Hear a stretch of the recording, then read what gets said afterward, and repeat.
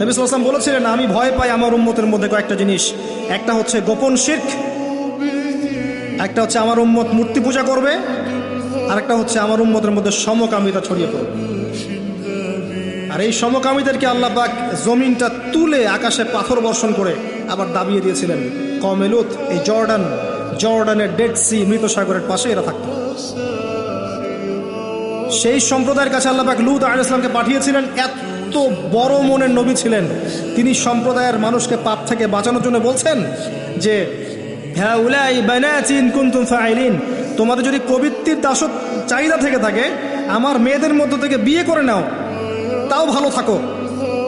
তারা বলছে, তুমি লূত নিজেকে পবিত্র মনে করতে চাও? তুমি তো জানো যে আমরা কি চাচ্ছি।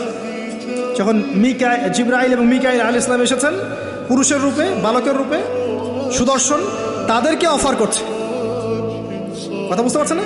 তাদেরকে অফার করছে। আর লূত আলাইহিস সালাম নিজের মেহমানের সম্মান বাঁচাতে গিয়ে বলছেন, আলাইসা মিনকুম রাজুলুন রশিদ, তোমাদের মধ্যে কি একটা ভালো মানুষ বেঁচে নাই?